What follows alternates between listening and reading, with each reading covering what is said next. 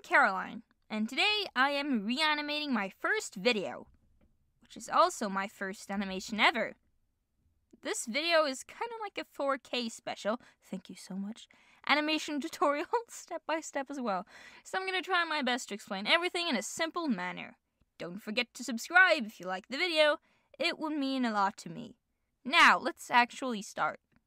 First off, let's look at my old animation.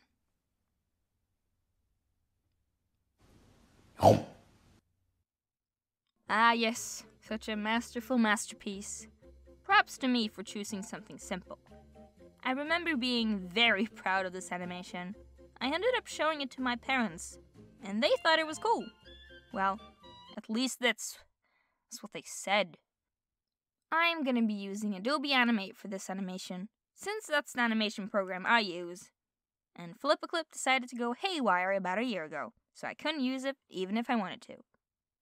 The first thing I was going to animate was the mouse running cycle, but before I could do that, I needed some reference. So I just searched up mouse running cycle, and found this lovely YouTube video, and decided to use that as my reference. First, I drew the two main frames, the highest and the lowest point in the run cycle. Then I added two in-betweens between each frame like this. I fixed a bit on how long each frame is on the screen to make it look a bit smoother. If you look at this run cycle, you will see that the behind goes in a circle clockwise. I'm pretty sure that also applies to other animal run cycles, so if you're ever going to animate an animal run cycle, I would advise you to keep that in mind. Now that we have this run cycle, we need to make the mouse stop running. In real life, mice just stop. They literally just stop. But since this is my animation and I want it to be more cartoony, I decided to make the mouse use its front legs as brakes to stop. The mouse first has to stop and then sit up straight. To animate this, I again added the main frames and then added the in-betweens. Look at this! Now we got a passable running animation with a believable stopping animation. Before moving on to the next part, I decided to add some special effects. I added the speed lines to symbolize the mouse running fast. It also helps with making the stop more impactful. I also added some dust clouds when the mouse stops to also make the stop more impactful.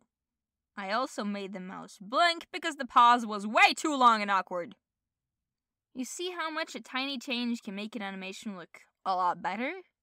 Now comes the absolute best part.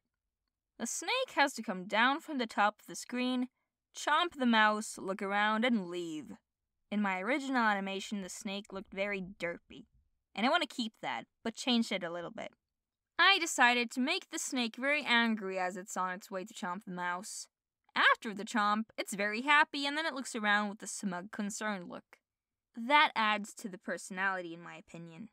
So first, I added the main frames, and then added the in-betweens. Again. In the original, the snake looking around was a way for me to test out the super cool smear frames I just learned. But I didn't really feel like doing smear frames, so I instead added a moving frame before and after and just straight up removed the middle frame to make him look faster. Wow, look at that! A full sketch! Let's just sit back and admire this for a moment.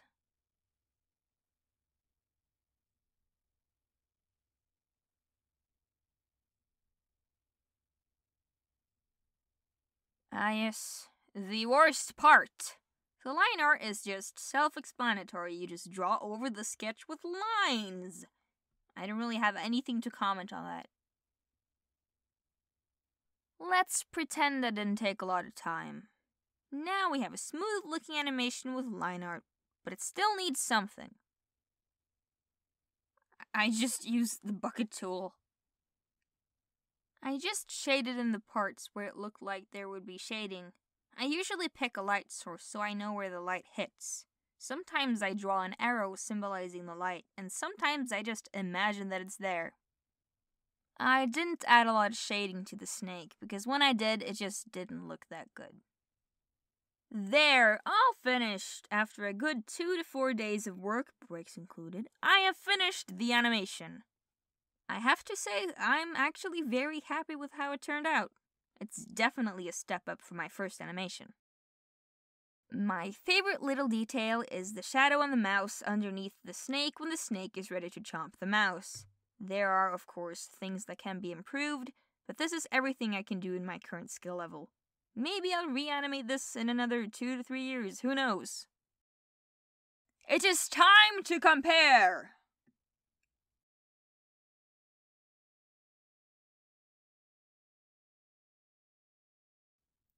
Wow, that's, very different. You can tell I didn't use any reference for the old one. I just kind of jumped into animation without doing a lot of research. What do you think? Do you have any criticism for me? I'm always open for it, and I love getting feedback that can help me improve. I hope you enjoy this video. It's a bit different from what I usually make, but I thought it would be a good idea to explain my animation process, because I have gotten a fair share of how do you animate questions. And I also did a poll about it.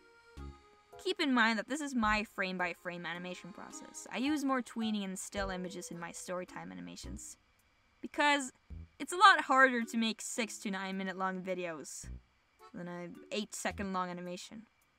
Also, again, keep in mind that I am an amateur. I do not know what I am doing. So take everything I say with a grain of salt. And I hope you learned something, at least. Again, I hope you enjoyed this video. And if you did, don't forget to subscribe. It would mean a great deal to me. Thank you all so much for 4K subscribers. Wow, that's a lot of people. Well, thanks for watching, and I hope I see you around.